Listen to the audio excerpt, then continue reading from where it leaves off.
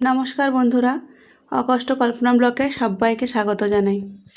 এখন বাজে বিকেল 3:10। মেয়েকে টিউশনিতে দিয়ে এলাম হলদে টাউনশিপেই।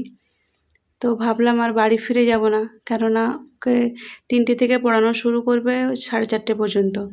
আর 1.5 ঘন্টার মধ্যে বাড়ি যাব, আবার আসব, তো বাড়িতে একটু রেস্ট নেওয়ার সময় হবে না। তাই ভাবলাম আর বাড়ি যাব না, যেহেতু দুজনে এসে ছাড়তে। তাই ভাবলাম কোথাও একটু বসবো।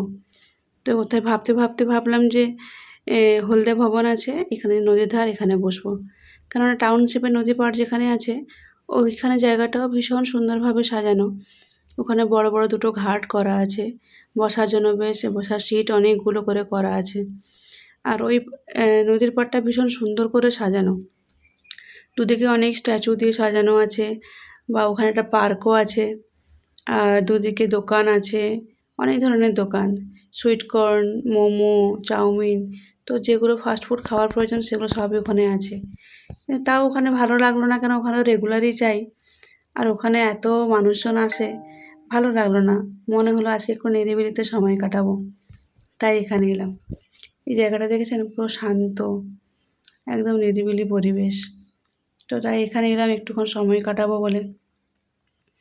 তো এখানে জেটি আছে, পাশে জেটি আছে, আর এখানে এলে জাহাজগুলোকে দেখা যায়। ওই দেখুন, দূরে সব জাহাজগুলো দাঁড়িয়ে আছে। ওই জেটি আছে, ওখানে জাহাজগুলো দাঁড়িয়ে আছে। ভালো লাগে এইখানে। মেঘও হালকা হালকা উঠেছে, হয়তো বৃষ্টি আসবে একটু পরে। এই দেখুন, কথা বলতে বলতে একটা জাহাজও চলে এসেছে। সামনে যেহেতু জেটি আছে, এখান থেকেই মনে হয় জাহাজটা নামলো। এত ভালো লাগছে দেখতে। এই দেখুন কত বড় জাহাজটা।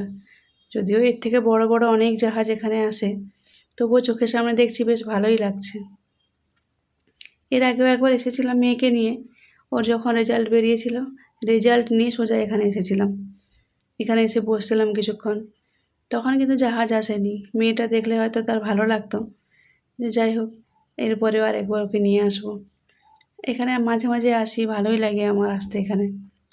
জাহাজটা দেখেছেন কত বড়, একদম আমাদের সামনে দিয়ে যাচ্ছে। দেখুন,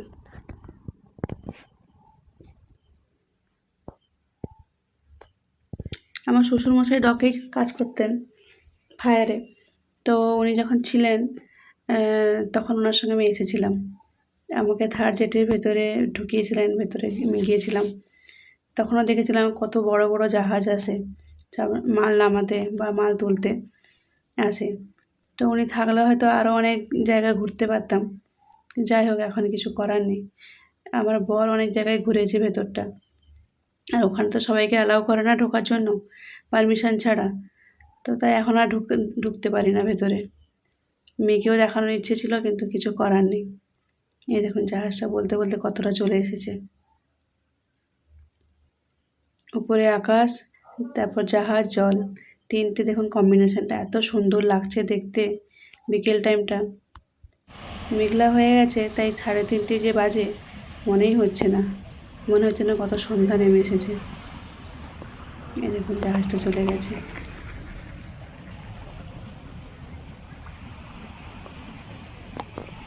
বাবু একা একা বসে বসে কি ভাবছো? নদী দেখছি, জাহাজ দেখছি, অনেক জাহাজ তবে দেখছি। জায়গাটা কি শান্ত না শোনা? খুব সুন্দর নিরিবিলি। এখানে বসে কিছুক্ষণ নিরিবিলি সময় কাটিয়ে নিলে ভালো লাগবে।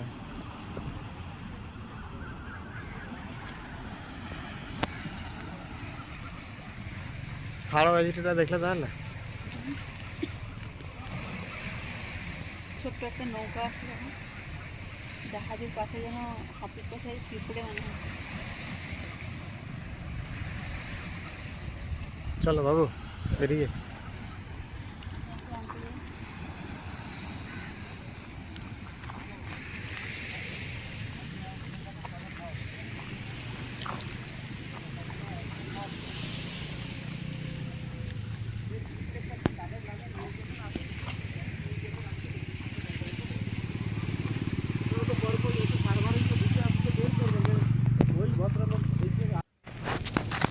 চলুন, 4:30 বাজতে যায়।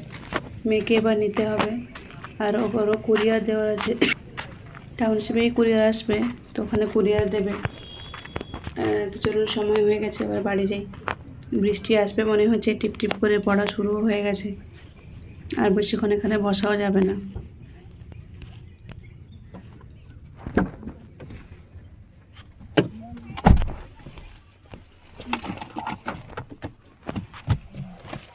ওই যে সামনে দেখতে পাচ্ছেন যে হলদে ভবন, এটা হচ্ছে হলদিয়া টাউনশিপ এলাকায় অবস্থিত একটা গুরুত্বপূর্ণ ভবন। কিন্তু এই ভবনটি মূলত হলদিয়া ডেভেলপমেন্ট অথরিটি বা HD এর অধীনে পরিচালিত।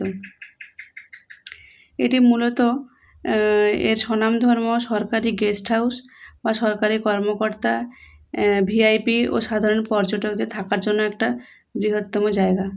ভীষণ সুন্দর একটা, দেখুন কত বড়, এখানে এসে ভাড়ায় আরামসে থাকতে পারে। আর এই ভবনে যে আধুনিক সুযোগ সুবিধা সম্বলিত বিভিন্ন ক্যাটাগরির রুমও আছে এখানে। VVIP sweets, AC room, seminar বা সভার জন্য কনফারেন্স হলও এখানে আছে। পুরোটা দেখুন প্রাচীর দিয়ে ঘেরা। আর এই বুকিংয়ের জন্য যদি কেউ বুকিংও করতে চান, HD অথরিটির ওয়েবসাইটের মাধ্যমে বা সরকারি নিয়মেও নির্দিষ্ট ভাড়ায় বিনিময়ে এই ঘরটা বুক করা যায়। এই দেখুন জায়গাটা এত সুন্দর, মনোরম আর শান্ত পরিবেশ। এই শান্ত পরিবেশ হওয়ার জন্যই কিন্তু প্রশাসনিক কাজ কিংবা ভ্রমণের উদ্দেশ্যে আসা অতিথিদের কাছে এই ভবনটি খুব জনপ্রিয়।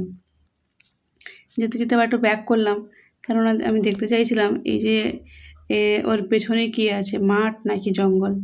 তো বললো না, পেছনটা পুরো মাঠ। এই দেখুন ফাঁকা মাঠ, সবুজ পুরো হয়ে আছে, এত সুন্দর দেখতে লাগছে। মনে হলো যেন যদি ডিসেম্বরে পিকনিক করা যায় এখানে, তাহলে খুব ভালো হয়। পিকনিক করার জন্য একটা আদর্শ জায়গা, এটা মাথায় থাকলো। এরপরে জায়গা খুঁজতে হবে না যে কোথায় পিকনিক করতে যাব। ঠিক আছে, দেখা যাক, এরপর ডিসেম্বরে এরপর এখানে পিকনিক করার চেষ্টা করব। বাড়ি থেকে কাছেও হবে, আর বেশ সামনে নদী আছে, খুব ভালোও লাগবে। দেখেছেন রাস্তাটা এত সুন্দর, শান্ত পরিবেশ, এখানে লোকজন খুব একটা আসে না। আর আপনাদের যদি হলদে ভবনের বুকিং সংক্রান্ত কোনো তথ্য বা বর্তমান কোনো রুমের ভাড়া সম্পর্কে জানার প্রয়োজন হয়, তাহলে আমাকে কমেন্ট করে জানাবেন। এই যে যাচ্ছি, বাম দিকে গেলে কিন্তু এখানে টাওয়ার আছে। তো সবাই ভালো থাকবেন, সুস্থ থাকবেন। ভালো লাগলে চ্যানেলটা লাইক করে দেবেন। নমস্কার।